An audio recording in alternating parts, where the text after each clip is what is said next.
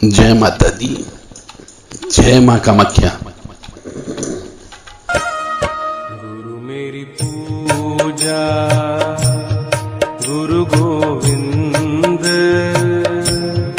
गुरु मेरा पार ब्रह्म गुरु भगवंत। गुरु मेरी पूजा गोविंद, गुरु मेरा पार ब्रह्म। गुरु मेरी पूजा गुरु गोविंद, गुरु मेरा पार ब्रह्म गुरु भगवंत। गुरु मेरी पूजा गुरु गोविंद, गुरु मेरा पार ब्रह्म। जय माता दी, जय धुमावती माँ। सत्यवाणी देव राधा ट्रस्ट, बुधनी घाट, बुधनी, जिला सीहोर, मध्य प्रदेश की तरफ से मानो या न मानो में धुमावती के बारे में आज हम आपको बताने जा रहे हैं। बहुत से मनुष्य धुमावती माँ के बारे में जानते नहीं हैं, और कुछ लोग जानते हैं तो वह अधूरा ज्ञान रखते हैं और उल्टा सीधा अनुष्ठान कर डालते हैं या करवा लेते हैं। कुछ व्यक्ति पैसे के लालच में माँ धुमावती का अनुष्ठान कर देते हैं।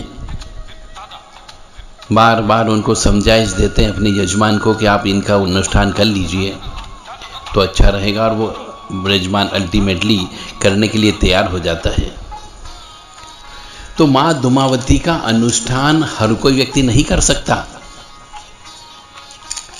क्योंकि जैसे अपन कहते हैं कि जिस तरीके से जिस फोटो की पूजा करते हैं, जिस प्रकार की मूर्ति की पूजा करते हैं, वैसे ही हमें फल की प्राप्ति होती, वैसे ही हमें भाव की प्राप्ति होती है।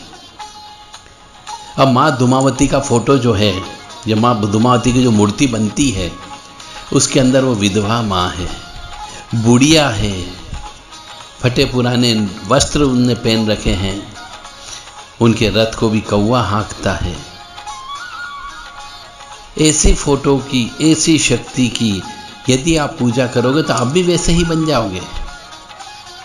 इसलिए धुमावती माँ का अनुष्ठान हर किसी व्यक्ति को नहीं करना चाहिए।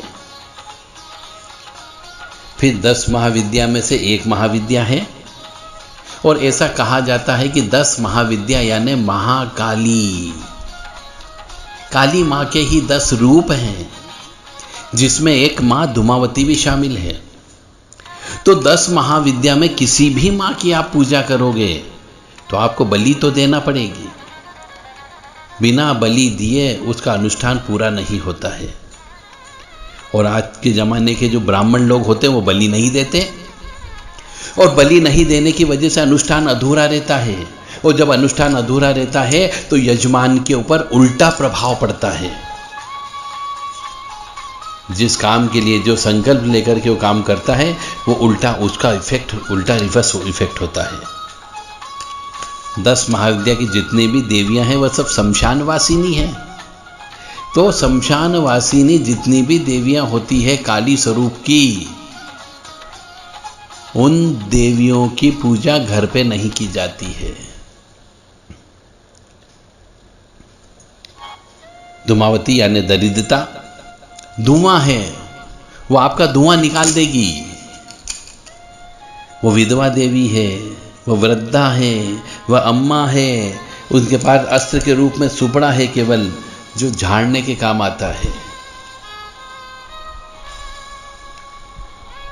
इनके मंत्र के आगे ओम शब्द भी नहीं लगता है। यह उग्र है और मृत्यु का कारक है, इसलिए इनको बलि अवश्य देना चाहिए। माँ धुमावती को खून, मांस और शराब ये तीनों लगती है, और यदि इन तीनों का प्रयोग नहीं हुआ उनके अनुष्ठान में तो अनुष्ठान आपका बेकार। और आप अनुष्ठान किससे करवाते हो? एक ब्राह्मण से अनुष्ठान करवाते हो, जो ब्राह्मण इन तीनों चीज के खिलाफ रहता है। न तो खून देता है, न शराब देता है, न मांस देता है, न बलि देता है। इसलिए इनका अनुष्ठान कभी भी ब्राह्मणों से नहीं कराना चाहिए, और ऐसे ब्राह्मणों से कराना चाहिए जो दीक्षित हो और जो इन चीजों से नफरत न करता हो, और दीक्षित ब्राह्मण हो, सप्ताभिषेक किया हुआ हो।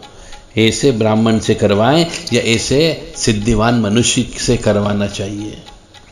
और इनका हवन, मां बगलामुखी का हवन कभी भी घर पे नहीं किया जाता है। मां बगलामुखी का हवन आकाश, खुले आकाश में किया जाता है। ऐसी जगह किया जाता है जहां पर स्त्रियां नहीं रहती हो, बच्चे नहीं रहते हो, पारिवारिक मनुष्य नहीं रहते हो, ऐसी जगह किया जाता है, यानी शमशान। इनका हवन शमशान में करना चाहिए, तो ही सिद्ध होगा, तो ही आपका संकल्प पूरा होगा, अन्यथा नहीं होगा। और मैं कह रहा हूं इनका कभी भी अनुष्ठान नहीं करना चाहिए, क्योंकि जो भी अनुष्ठान करता है वह बर्बाद हो जाता है। इनका अनुष्ठान रात्रि काल में ही किया जाता है। इनके जप भी रात्रि काल में करते हैं, इनका हवन भी रात्रि में ही किया जाता है, क्योंकि ये शमशान वासिनी है और काली मां का स्वरूप में से एक स्वरूप है इनका। तो रात्रि यानी कि सूर्य अस्त होने के बाद में, और मेरे विचार से तो रात को 11 बजे से 4 बजे के बीच में इनका अनुष्ठान करना चाहिए। और किससे करवाना चाहिए? जो 10 महाविद्या को सिद्ध कर चुका हो, बलि देने में उसको अपने आप का अपराध बोध न होता हो, खून देने में अपराध बोध न होता हो, शराब मांस चढ़ाने में उसमें हिचकिचाहट नहीं होना चाहिए।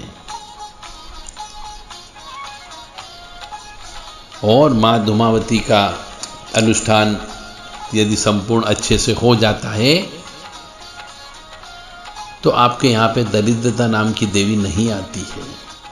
आपकी दरिद्रता दूर होती है यदि वो प्रसन्न हो गई तो। आपके शत्रुओं का नाश हो जाता है यदि वो प्रसन्न हो गई तो।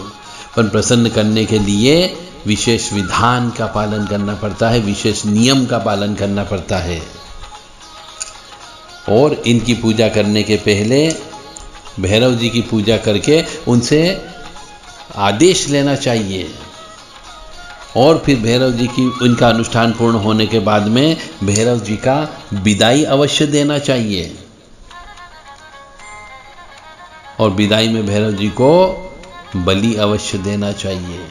तुमड़े की बलि नहीं चलेगी, नारियल की बलि नहीं चलेगी। ओरिजिनल वास्तविक बलि यदि दे सकते हो तो माँ धूमावती की साधना करिए, माँ धूमावती का अनुष्ठान करिए, अन्यथा मत करिए। धूम धूम धूमावती ठ ठ स्वाहा, धूम धूम धूमावती ठ ठ स्वाहा, धूम धूम धूमावती ठ ठ स्वाहा, धूम धूम धूमावती ठ ठ स्वाहा, धूम धूम धूमावती ठ ठ स्वाहा, धूम धूम धूमावती ठ ठ स्वाहा, धूम धूम धूमावती ठ ठ स्वाहा, धूम धूम धूमावती ठ ठ स्वाहा। जय माता दी, जय मां धूमावती।